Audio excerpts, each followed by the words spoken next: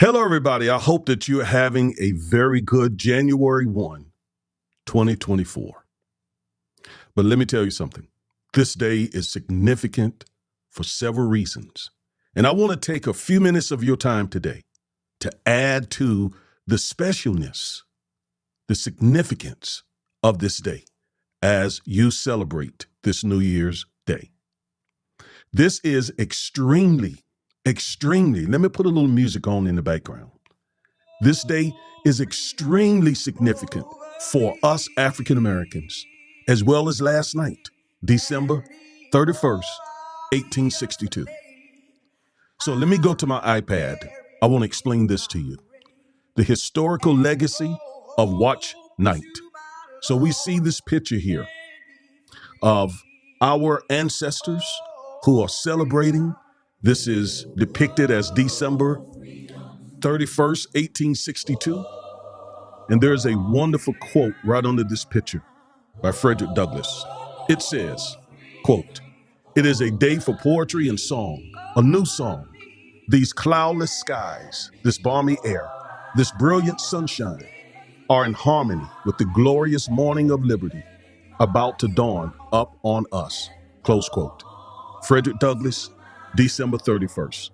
Well, why were they celebrating? They were celebrating because on the night of December 31st, 1862, enslaved and free African Americans gathered, many in secret, because it was illegal for the enslaved Africans to congregate in large crowds. So many in secret, to ring in the new year and await news that the Emancipation Proclamation had taken effect. Just a few months earlier, on September 22nd, 1862, President Abraham Lincoln issued the executive order that declared enslaved people in the rebelling Confederate States legally free. However, the decree would not take effect until the clock struck midnight at the start of the new year. The occasion, known as Watch Night or Freedom's Eve, marks when African Americans crossed the country, watched and waited for the news of freedom. Today, Watch Night is an annual New Year's Eve tradition that includes the memory of slavery and freedom, reflections on faith, and celebration of community and strength. That's why this day and last night are very important, legally and spiritually, for our community. I almost come to tears, quite frankly, as I think about how the enslaved ancestors that night just waited in anticipation for the clock to strike midnight. Because after several centuries, they would finally experience a taste of freedom. The Emancipation Proclamation would free, once again, enslaved Africans in the rebelling Confederate States. This was not the end of slavery. This was freedom granted by executive order by President Lincoln. It would be a few years later, December 13th, 1865, when the 13th Amendment would be ratified. And at that moment, the Constitution would have been amended and slavery abolished. And I tell you, it is emotional to just think about that. If we just put ourselves in their shoes. In my mind, January 1 should be an African American holiday. It is almost as significant as June 19th.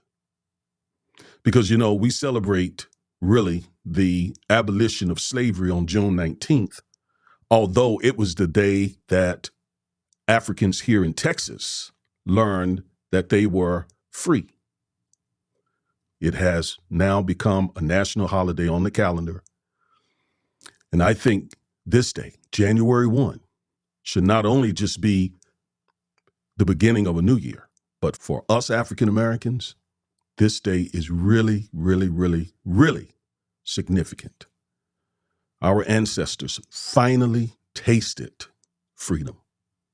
Freedom from being chattel property, freedom from being lynched and whipped and raped and treated less than animals.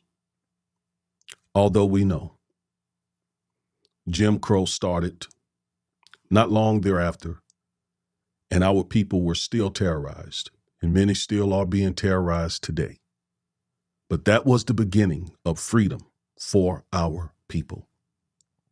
So today, as you celebrate, please celebrate and give God thanks for the fact that on January 1, 1863, our ancestors tasted freedom.